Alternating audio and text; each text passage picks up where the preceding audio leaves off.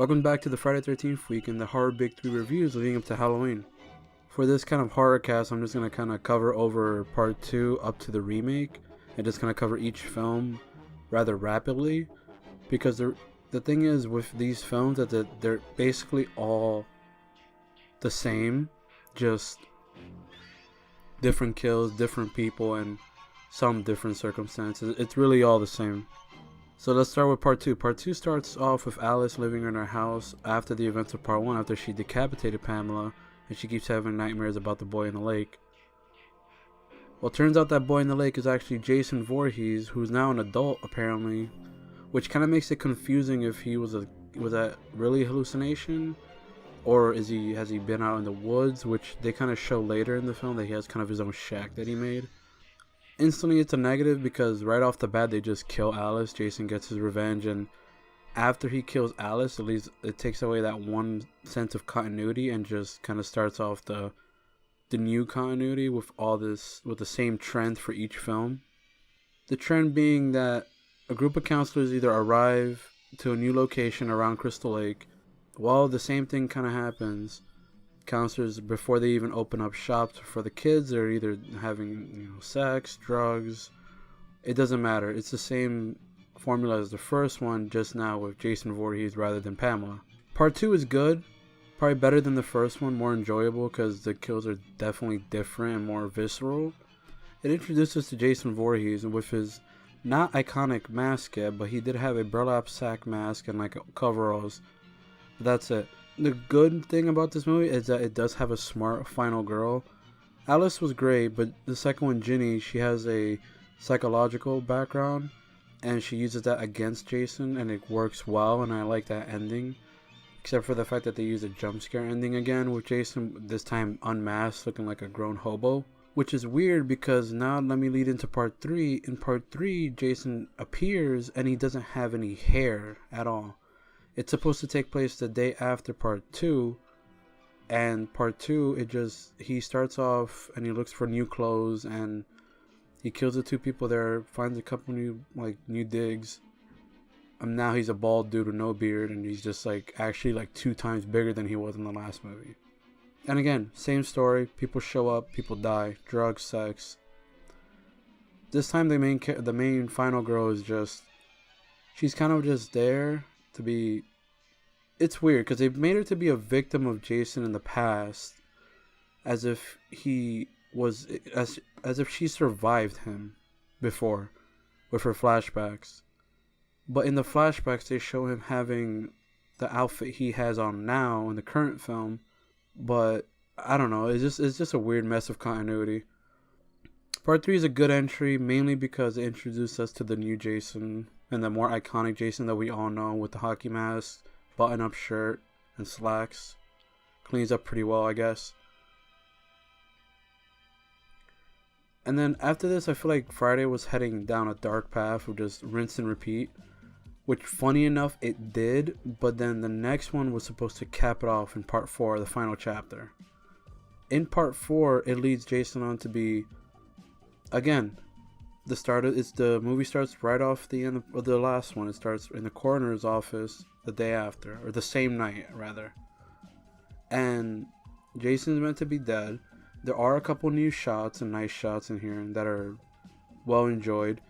What elevates this movie is the introduction of the new character Tommy Jarvis, played by Corey Feldman at the time.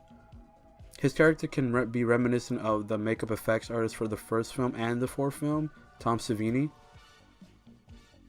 Because the quirks with this kid is that he just makes monster masks, and they're really well made, professionally made. It's kind of funny, but I'm gonna pick my battles here. It is a Friday film after all. Speaking of Tom Savini, he returns for the fourth film, which was supposed to be the last film. So I'm sure he gave it his all with all the blood effects and the special effects for all the kills. This movie has a hilarious scene with Crispin Glover dancing to, I believe it was AC/DC's Back in Black, but in the film it's a completely different song, so he's just bugging the hell out. Another important thing with part 4 is that it caps off the Living Jason trilogy, is what I call it. Parts 2 to 4 all have a Jason that's alive and well. He's just gotten injured. And in this film, Tommy Jarvis uses a mind trick, kind of reminiscent of the second film, but he reminds Jason of himself by cutting his hair weirdly and looking like, like supposedly like himself when he drowned. And just takes the machete to the face and kills him right away. And just makes sure he's dead too, because he just goes ham on him.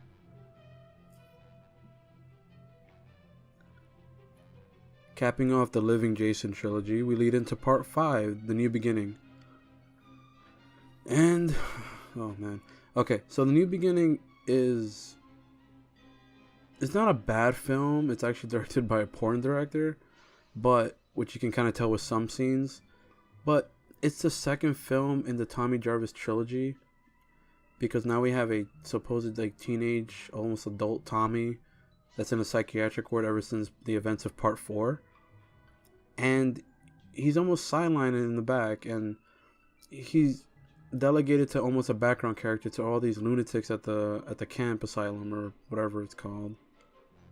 Don't care to remember it. And spoiler alert, this movie doesn't have Jason in it directly. Jason's presence is here only in the beginning in the form of a nightmare, but after that, spoiler alert again, just to make sure if you haven't seen it, the killer is a guy named Roy, who is a paramedic whose son was at the mental camp, who, by the way, offered a really muscle-bound dude a chocolate bar. The dude said no, chop the chocolate bar, dude, and then the kid said that he was a mean guy for doing that, pretty much. Walks away, and the dude with the axe just chops him up to pieces. So Friday Part 5 is all the result of sharing your candy, so don't share your candy. Specifically chocolate.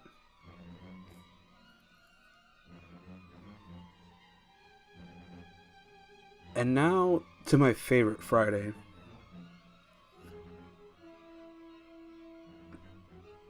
Part 5 ended with the idea of maybe Tommy becoming the next copycat Jason, with him showing up with the mask at the end. But then that becomes completely undone in the next film, which is probably my favorite Jason film, or my favorite Friday film rather. Friday 13th Part 6, Jason Lives.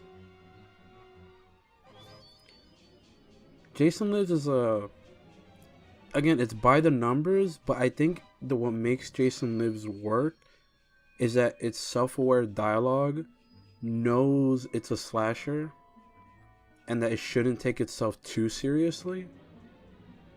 So by doing that, it gives the characters a lot more freedom to kind of have fun.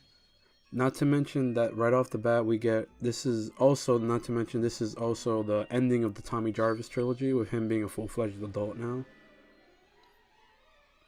And the movie starts off with him just on a mission to burn Jason's body to make sure he's dead, like capital D dead.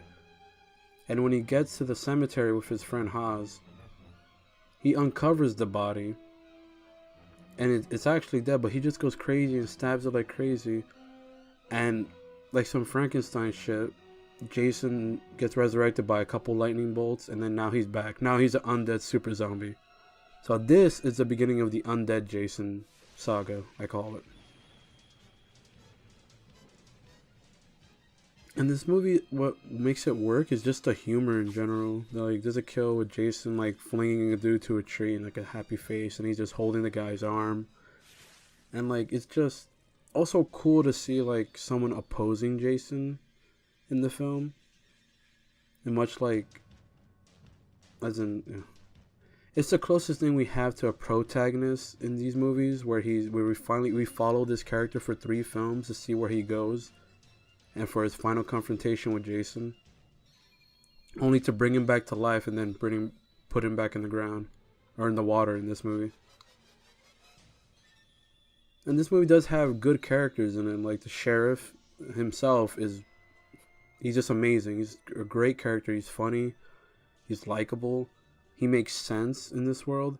His partner is kind of stupid, but also kind of fun. He fits with this.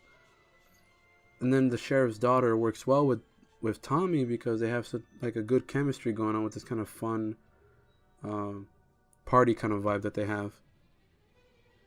But essentially, the movie, aside from that, the movie follows the usual beats. Actually, scratch that. It doesn't, because you actually get kids in this movie. Kids add a certain level of creep factor to it too, because you don't know if Jason's willing to kill these kids or if the director is willing to kill these kids. And there's some really nice shots in this film too of Jason just creeping behind the window or walking into the child's cabin and just watching them, looking at them. It's a really subtle, creepy movie. And that's why I picked part 6 as my personal favorite and the one I recommend most people watching. The movie ends with Tommy putting Jason back in the lake and, like, chaining him down to a rock and keeping him underwater, drowned or whatever. I don't know. He's just underwater now. Leading into the next film, The New Blood. It takes place quite a while after part 6, considering that the beginning of the movie is with this tiny girl, little girl named Tina, and she's just a child in that scene. And they show Jason to be inside the water still, chained up. And then flash forward again, and you have Tina that's now an adult, 16, 17. So this movie takes place well after part 6, which I can assume Tommy's out in Miami or something, having a beer. In part 7, The New Blood, it's the same thing. Again, teens show up, teens die. There's a cardinal rule in horror slashers. If you have sex, you die. You do drugs, you die. That's pretty much it. So 95% of these people die. Except the only saving factor of this film is that the main character Tina has psychic abilities, so it gives her a completely different character than any of the characters we've had before. This introduces us way more into, like, the supernatural aspect of Friday the 13th. This movie is, again, the same until you reach the point where Tina confronts Jason towards the end. And then after that, after they begin fighting, that's probably the best part of this movie, because Jason looks awesome in this movie. He's by far the best looking designed Jason of the entire franchise. With his spine exposed, part of his mouth, all the abuse he's taken for the past, like, 20 years. It's the best looking Jason. It's the best looking Jason with the worst defeat of the entire franchise, though. Well, that's up for debate. But the movie ends with Tina fighting back, and then Tina somehow summoning her deceased father, zombie, but not zombie looking dad, from the water where she killed him in the beginning. And then he grabs Jason back and pulls him back underwater. I don't know. It's a shitty ending, but it's what we got. But the movie is alright. Not as good as part 6, but it's alright. Now we're going to delve into the worst of the Friday franchise with part 8, Jason Takes Manhattan. First of all, this isn't Jason Takes Manhattan. This is Jason takes a boat and rides a boat for an hour and a half. 90% of this movie, Jason's on a boat, killing teenagers on their graduation trip to New York. And that's pretty much it. Like, there's not much to say for this movie. Jason looks shitty. He's all slimy for some reason. All the, like, detail they put into him is just gone. Apparently his shirt came back. So it's just, part 8 you avoid. Shitty characters, weird narrative with apparently the girl getting drowned by Jason or seeing a kid Jason in the water. Then leading into the final scene in New York where he sees a sewer and he somehow drowns from toxic waste that they put in the New York sewer system, and he reverts to a child. It's the shittiest movie it's one of them. The only highlight of the film is the boxing match on top of the rooftop, but that's about it. Now let me skip to part 9 because part 8 sucks. Part 9 also sucks. Jason Goes to Hell, the final Friday. This is when New Line got the rights to the Friday the 13th franchise, and this is when the director of the first film came back to produce this one. And I was like, okay, this might be a good ride or something. And for the most part, it is the most different out of all of them. He is a human possessing demon. So they blow Jason's body the hell up in the first 10 minutes. And then after that, apparently Jason is just going body to body, killing people like the way Jason does. Which there's some good gore in this film, but again, you want to see a Friday movie for Jason, not a guy a guy that's acting like Jason rather. And by the time you see Jason, it's towards the end, with the whole lore of this movie being that he has to be reborn from a Voorhees body, which now this movie includes kind of like the Halloween aspect, where now Jason has a family that we didn't know about until recently. So now he has a sister that he's trying to get himself into, because if he gets into a Voorhees, he becomes his old self again, which makes no sense, even if it's a female. So we get to the end of the movie. Jason possesses his sister that was already dead and gets everything back, hockey mask and all. And he comes back, and then he all the people he killed in his other weird versions, he couldn't kill anyone in this version. He killed, I believe, one person, Creighton Duke, who's a great character, and the main guy is also a good character with the glasses. And Part 9 is the most different. You even see the Necronomicon from the Evil Dead series, which is crazy. Part 9 is a decent film, probably not as infuriating as Part 8, because of Part 8's just blatant lie of the title. And then now let me lead into Jason X, the final film, by the way, that has Kane Hodder playing Jason, which he's the only actor to play Jason for 4 films. Jason X is the dumbest out of all of them, 100%. It takes place, like, it starts off in the current present time. They don't even know what time period they're in by contradicting themselves with, like, dates and how many years have passed since they've been, like, put on ice and stuff like that. So, the beginning of the film, Jason is captured by the military. Now he's not an undead person. Now he's not a demon. Now he's just apparently some hobo that has super regenerative powers, so the military wants to study him. So it's another like change in continuity that wasn't needed, but they did it, and it just doesn't make sense to me. This is by far the most uninteresting looking Jason. He just looks kind of, again, like a hobo wearing a mask. It doesn't look as interesting as any of the other ones. So shit happens, he escapes, he gets frozen along with this other chick, and they get frozen for about like 400 years, give or take, I don't remember. And now they're in the future, and they're in space. And this is by far the farthest Friday the 13th will ever go, is space. And it's the dumbest movie, but it's probably one of the ones you could just have the most fun watching with, because it's just so out there. Jason goes to space, kills a whole bunch of people, marine dudes in the spaceship. And then there's this nerd guy who has like this android that he has, who he, I guess, did the thing with and gave her an upgrade. So now she's the one that's fighting Jason. And when she fights Jason, she kicks his ass and actually basically kills him, blowing him to pieces. But then conveniently, he lands on a nanomachine thing, and then he gives us this Uber Jason that we call him. And now he's all covered in metal. So he's unstoppable now, so nothing can kill him. The only way they killed him was a friend of theirs that survived confronted Jason and then knocked them out into space, and then burned up, re-entering what looked like to be Earth or a different planet. I'm not sure. Ending the movie off with his metal mask hitting the bottom of the lake. So now let me move on to the final film in the Friday franchise, the remake itself. The remake is actually not bad. It's just a little bit more gratuitous than we needed for a Friday film. For some of the sex scenes, like I feel like that wasn't needed for the Friday remake.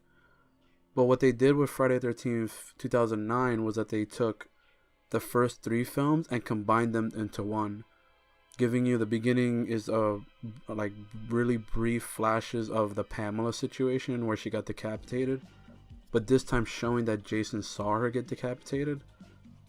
Then moving on to present time, we start the movie off before even the title starts. Now we have the burlap sack Jason from part 2, and he's going around killing people in brutal ways. The movie's just really dark, so it's hard to see a lot of it. And then after the title card, we get put into the main present time, with this brother looking for his sister, played by Jared Padalecki. And he's going around the camp. Kind of the same story here. Not for him, he's just looking for his sister, but then you have a separate group that this one douche's dad owns. So they want to stay there for the weekend or something. And again, kind of just standard sex, nudity, language, some drug use, not a lot. And then Jason also gets his hockey mask in this film too, from this weirdo mannequin touching guy. He just finds it and then he just puts it on. He's like, oh, okay, well, this works now.